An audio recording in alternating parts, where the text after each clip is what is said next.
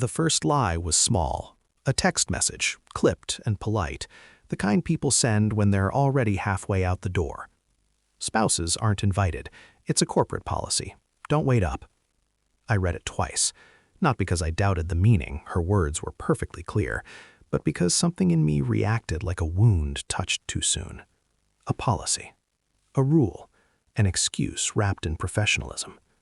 I stared at the message far longer than I should have, long enough for the dots at the end of my patience to settle into something colder, something quiet, something calculating. And then my phone buzzed again. A single photo, taken by a colleague of mine who happened to work in the same building. A congratulatory snapshot of the night's preparations, apparently. It showed the executive floor decorated for her promotion party. Gold lights, tall glasses, white tablecloths, and people. Spouses. Plenty of them.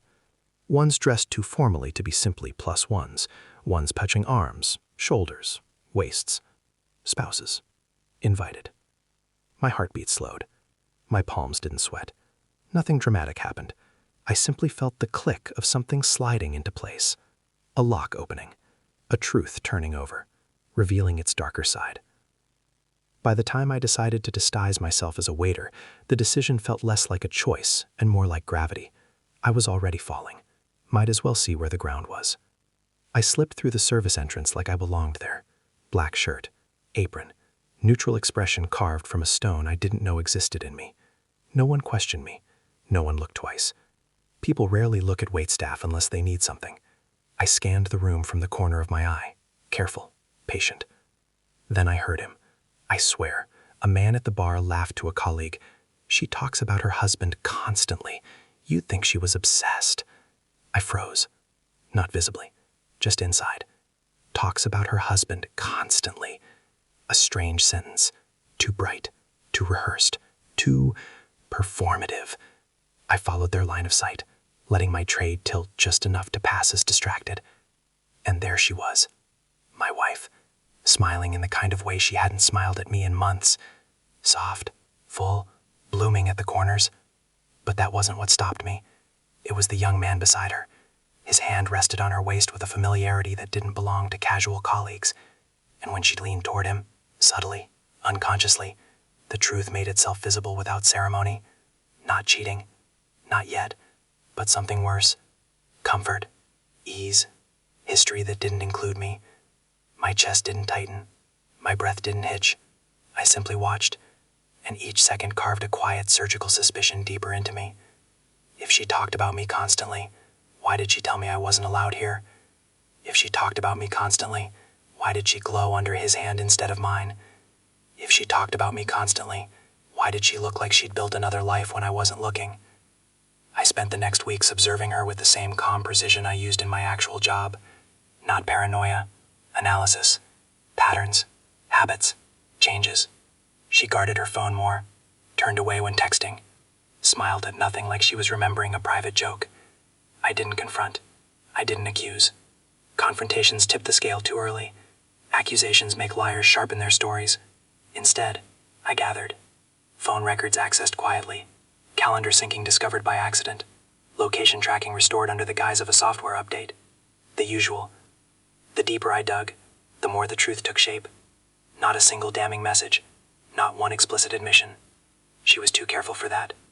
But the absences, the emotional gaps, the missing hours, the sudden meetings, the inconsistencies, they formed a map leading directly to the young man with his hand on her waist. I watched them the way astronomers watch stars, patiently, silently, knowing light reveals more than heat. A coffee shop meeting at 7:12 a.m., a long lunch in a neighborhood she never visited before, an Uber she claimed was for a friend, a hotel lobby she walked through without staying. Each detail was small, individually harmless.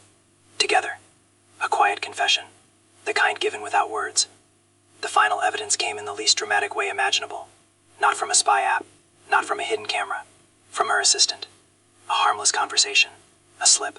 She was so nervous for the dinner with Daniel last night. She said it was a big step. Daniel, the young man, the hand on the waist. I felt the world go still, not collapsing, clarifying. A big step. I went home and waited for her, silent, motionless, calm. When she walked in, she startled slightly at seeing me awake. I handed her the folder, the one with the screenshots, the locations, the receipts I never requested but found anyway. Her face drained. Color fell from her like paint washed off in rain. She looked at me, eyes trembling, mouth open, searching for a lie that might fit the silence between us. I stayed expressionless. "Tell me," I said, voice steady, "what step you took with Daniel last night." She shattered, a mix of guilt, panic, desperation.